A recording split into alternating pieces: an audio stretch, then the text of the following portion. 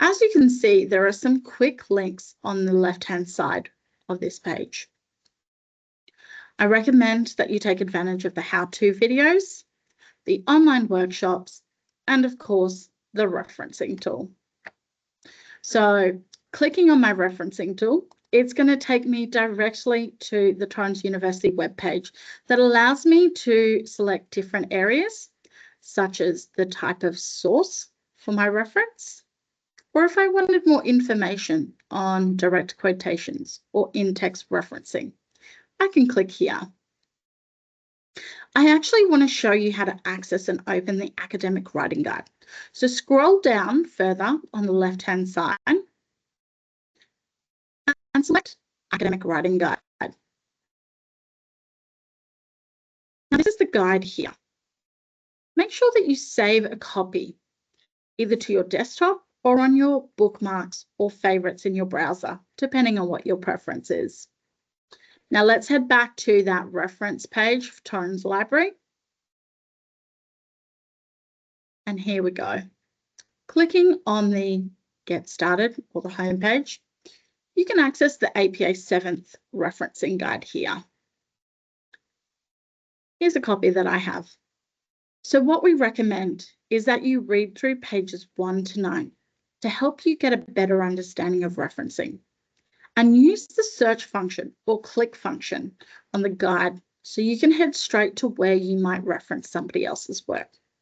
You might need to look at a few options if you're not too sure, but for now, let's click on Web Page or page 15. So just to give you an example of what this looks like, the guide reads from the left column. It will give you an example. So web pages, I can have a look at a web page with no date. I can look at a corporate or government or sponsoring body web page. I might also look at a web page with just one author or even a blog post. Now, in the middle column, this gives us a great example of how you might use this reference in text. So again, using the information based on your reference list, your author, your publication, you're going to create your in-text referencing similar to this column. So your far left column, that's going to give you the specific source. And as you can see, there are examples for web pages with no date, web pages with a corporate or government author, and even blog posts.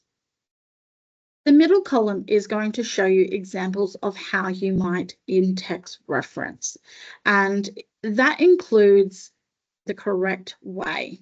For example, if you were to take a web page, just in general, not using any evidence within your argument or your assessment, but purely to highlight that you've used it as a source, for example, Canva to create a video, you just pop in the URL in brackets as your in-text referencing, and no additional reference list would be required.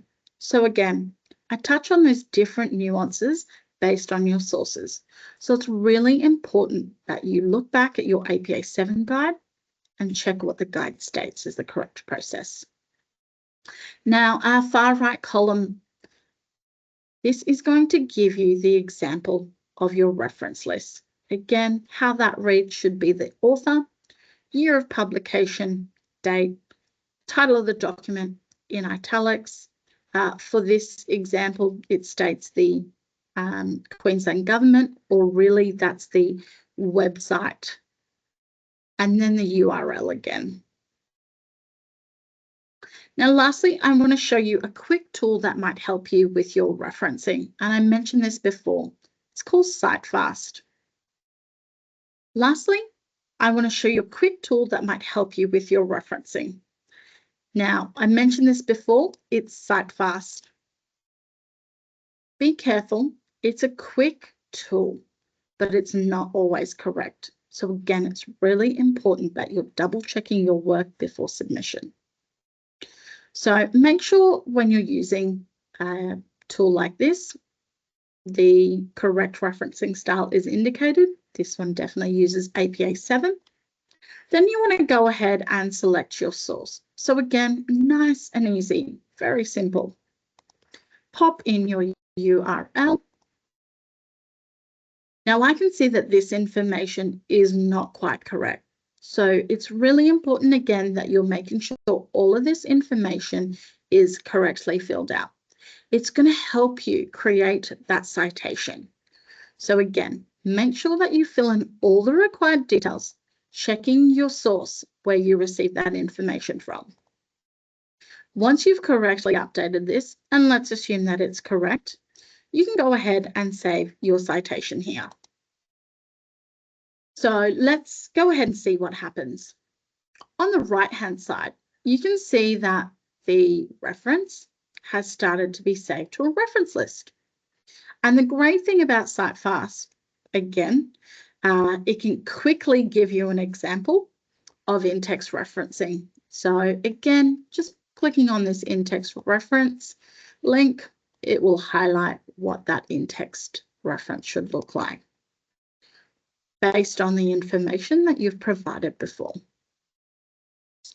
Once you've gone through and added everything to your reference list, you can go ahead and copy and paste or export that directly into your assessment.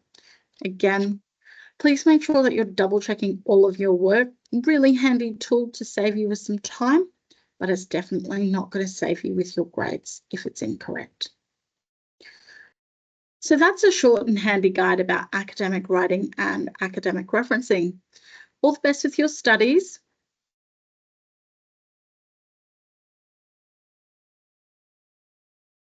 So that's a short and handy guide about academic writing and academic referencing for you all. Hopefully you've taken some great tips and you're going to utilize that within your studies.